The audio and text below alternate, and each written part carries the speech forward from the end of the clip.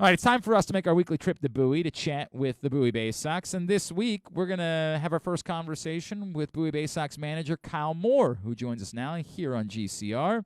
Kyle, it's Glenn and Griffin here in Baltimore. It's great to catch up with you. Thank you for taking a couple of minutes for us this morning. Glenn, hi Griffin. How you guys doing today? Everything is good. How about yourself? Everything good in your world? Yeah, doing well. All Doing right. well. Just waking up, getting ready to get another day started here in Bowie. All right. Well, let's talk a little about your club, right? Let's talk about this season. I guess maybe let's go a step back, right? You getting this role as a double A manager, right? What has this opportunity meant to you? Yeah, well, I mean, it's meant the world to me. It's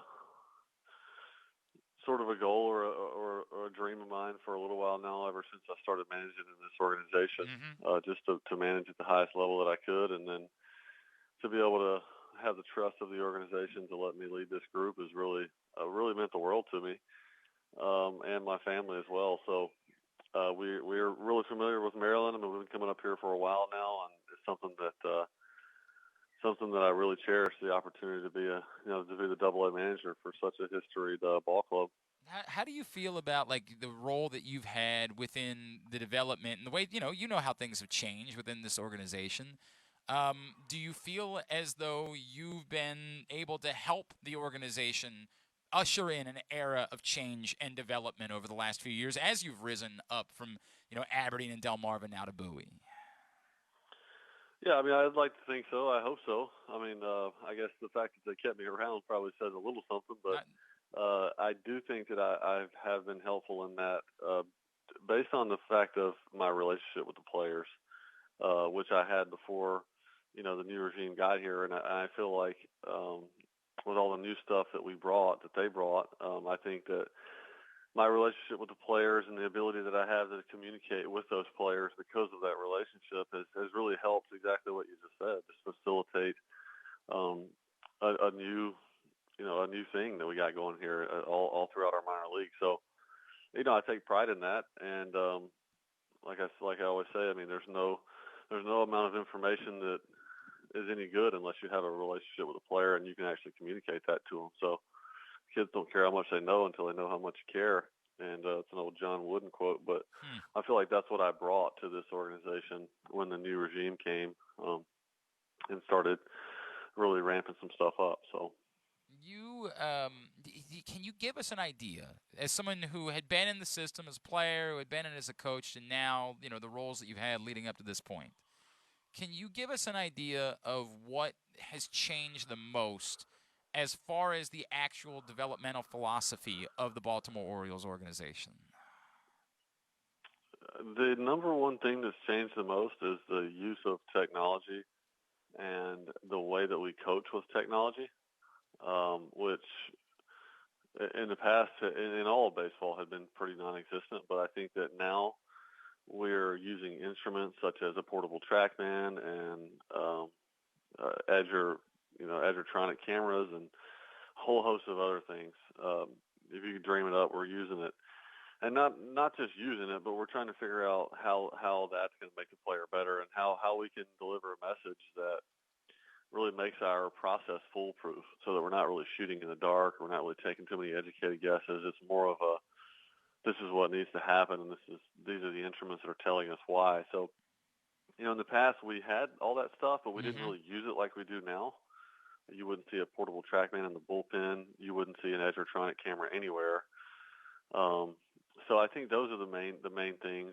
That along with the fact that we developed an entire analytical department that we didn't have before, and I think that's completely different because we had this website, um, website site slash database, whatever you want to call it, that has about every piece of information in the game available to all staff members. I Wow. mean, there's certainly like tiers of that. Certain people are qualified to look at certain things, but we didn't have that before. We had to use like four different websites, MILB.com and True Media, and we had to kind of search all around for all these different things. And now um, we have this thing called Omar that is just right at the tip of our fingertips and really accelerates the coaches' ability to gain information and put their finger on exactly what they're looking for in a really short period of time, like 30 seconds or something. Then you could just look up whatever you want.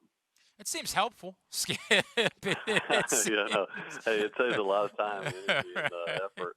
Makes my job a hell of a lot easier. That's That's for sure. awesome. But those are the two things. The use of technology in the coaching realm, and then also that the analytical department with their website they've created. Baysox manager Kyle Moore is with us here on GCR. Kyle, is there one player that jumps out at you and says, if somebody asked me about, what we've been able to do now from a developmental standpoint, this player jumps out at me as a guy that we think we've seen the impact of how development has changed within the Orioles organization. Oh, yeah, there's a few. I would say right off the top of my head, Nick Vesey, who made his major league Yeah, debut not that long ago in the yeah, big leagues and pitched great versus Tampa. So Vesey would have traditionally been a guy who you could have wrote him off for a million different reasons, but because of the technology that we have and the way we coached him, he was able to develop some elite spins and make the ball do certain things that we felt like were going to be really successful in the big leagues. And I think, like back in the old days, 15 years ago, 10 years ago, he may not have even thought about getting a shot. He may not have even made it past Double A or to Double A because we just did things differently. And when you go just look at the eye test, no, he doesn't throw 96 miles an hour, and he doesn't have all the traditional stuff. But yet, here's a guy who has a track record of great minor league numbers, and I think a lot of that is attributed to the new stuff that the pitching department brought over and the way wow. they coached him, and also to Nick's credit. I mean, Vespi did a hell of a job sticking it in there and really developing himself. So that's the first example that pops off the top of my No, head that's a is good one. That's a good a player one. like that. And boy, we're excited about him, man. Plus, he's just he's fired up. He's excited. He's an exciting player to watch, right? Like he is into it, man. He's Um, the best. I managed him in 2019, and it was a pleasure. And I mean, he's a manager's dream. And you get a that's lefty cool. like that with that type of makeup, it's unbelievable. That's cool. All right, let's. I know you didn't get a lot of time with him this year, but the big story this week in Birdland is Adley Rutschman getting the majors. You've been around him in different situations over the years. What's the biggest thing that you've learned, Kyle, about Adley and what he brings to the table? Not just about his skills, but beyond that, what he brings to the table as a baseball player. Well, I think everyone's pretty well aware like what he brings as far as like his physical abilities and what he can do defensively. His main attribute is the fact that he has an opportunity to be one of the best catchers defensively in the big leagues, and I think that's so rare to see a guy who came right out of college and then played in the minor leagues for a little bit, and then just to be able to really control the game defensively is not very common. And so everybody likes to hype him up for the switch hitter and all the things that he can do physically because he is tremendously gifted. But defensively, all the things that you need a catcher to do, he's the best at all of them. So that's easy. That's an easy that's an easy yes for any lineup in baseball. I think the one thing about Adley that sticks out to me is like we were in big league spring training this year, and the team went on the road, and I was asked to stay back and work with a few players, and we had like a little small group of coaches that were going to work with a small group of players. Adley was one of them. So we go through this workout, and I'm taking him through all this catching stuff that Tim Cousins had kind of prescribed for us, and it was a great workout. At the end of the day, everything was awesome. We went in the cafeteria to sit down and eat lunch, and as we were finishing up lunch, I said, "Hey, Adley, what you got for today? What you got to go do?" And he goes, "Well, I got to go do some strength training, and then I got to do media, then I got to go back to the training room, and then I got to go hear that." He was like laying out his schedule for me, as if you would have thought he was like Alex Rodriguez or something. And I'm thinking like, Wow. goodness, this Wow. is what his life is like, and the way he handles that is what makes him who he is. It's like ultra pro, um, big time professional athlete, and you don't really see that if you don't spend a little time with him and have lunch with him because you just see him bouncing all around. You may not see him here, you may not see him there, but his makeup is what separates him. Aside from the fact that he is extremely talented, he has incredible makeup. So you're saying we're not likely to walk in and catch him like eating pizza and playing Mario Kart or something like Yeah, that. you're very unlikely. He's gonna have a schedule to the T. That's He's gonna wild. know where he's gonna be at every second of the day, and there's a small chance you're ever gonna catch him doing anything that doesn't pertain to being the best baseball player he can be. That's amazing. That's really amazing.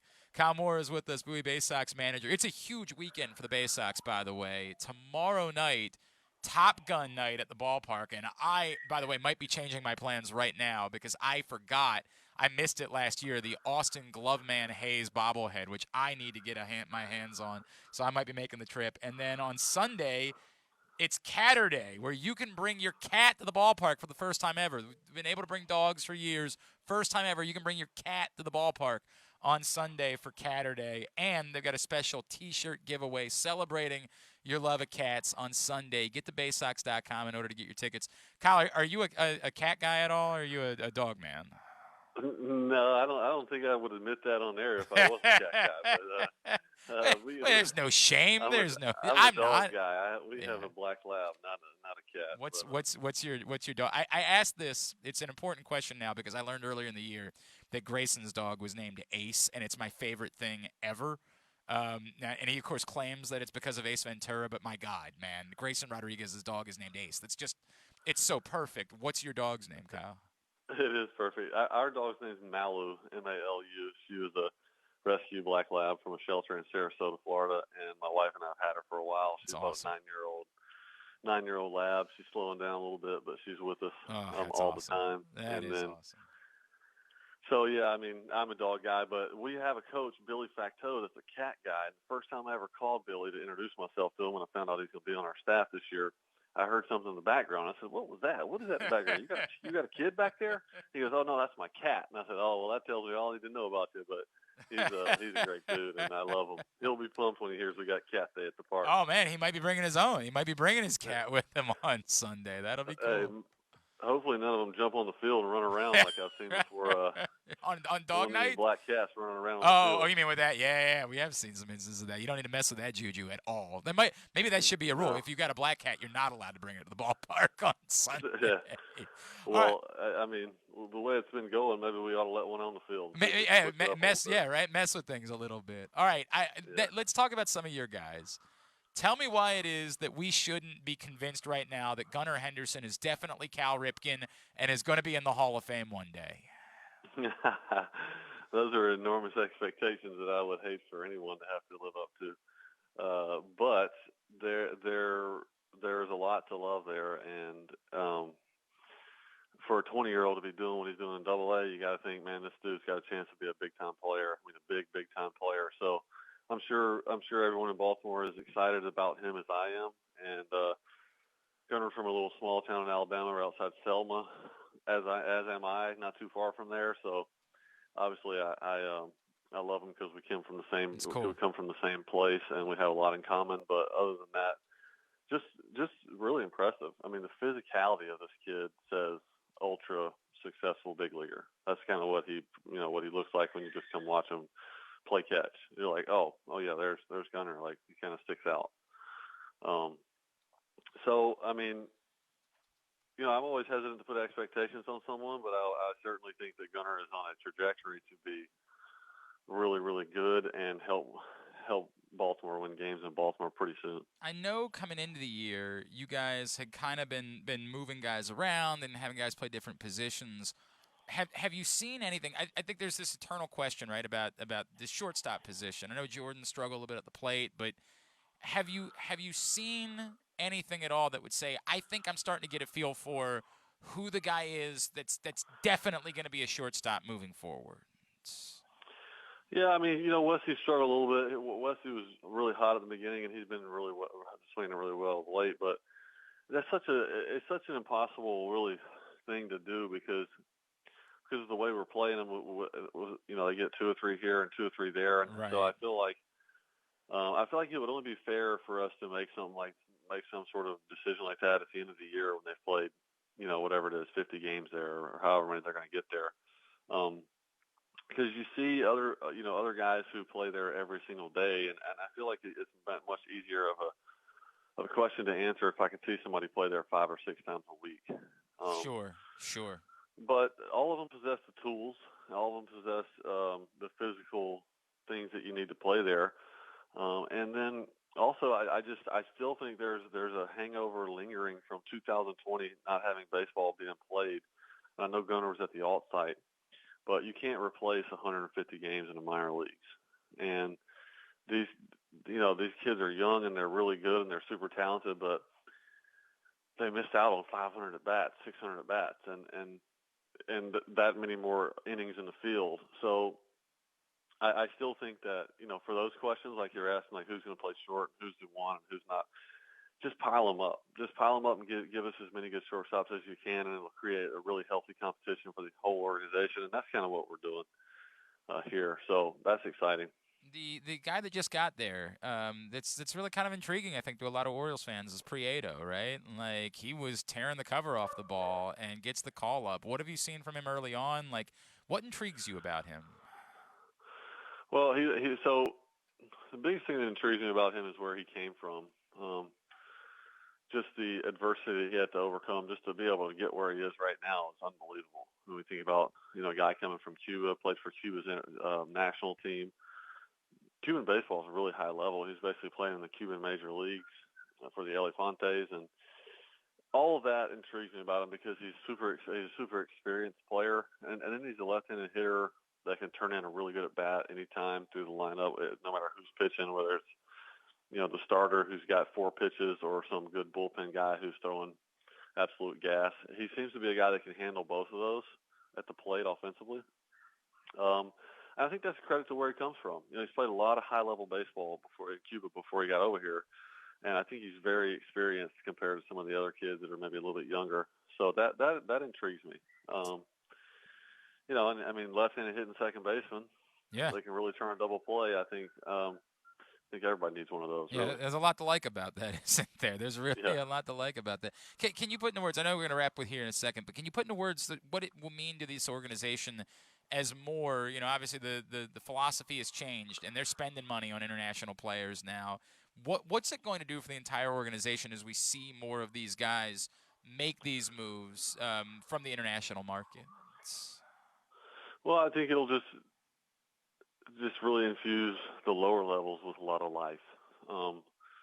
Everybody from the FCL up should really start. You should really start to see a turnaround in talent and quality of player there, especially like in Delmarva and then eventually in Aberdeen. Whereas in the past, you really haven't seen that in this organization. It's been sort of hit or miss, one guy here every 5 years or so. And so, I hope, just having been in this organization for a while, I hope that we could really see that make a splash in our development system as far as like high A, double A, low A, where you see 3 or 4 or 5 really good international players at every level. I know we just got that thing started, and we just started signing really good players and spending money. So it's going to take us a few years, I'm sure, to get 4 or 5 at each level who we've actually developed since they were young kids. But that's going to be an exciting day, when we have not only draft picks in there playing, but kids, international kids that we love too. All right, so before I let you go, give me one name. Give me a guy that maybe isn't on the average Orioles fan's radar. You say you should be paying attention to what this kid's doing. Ooh, that's a tough one. One name. Well, um, Boy, really puts you on the that's spot, right? no, there's a couple of them. That's why I don't know. All right. Well, if you want to run through two quickly, that's fine. That's fine. We just, I don't want to keep you all morning here. I know you can name a lot of guys on the team. I know Stowers gets a lot of publicity of recent, but Yep. he didn't in the beginning. So Kyle Stowers is somebody who might have a chance to be a big time power hitter in the big leagues. My God, what he's doing in the last week or so is just it's sick. It's unreal what he's been doing, man. Yeah, and that's who he is. Sometimes he'll scuffle, but then when he gets hot, there's no better hitter in baseball.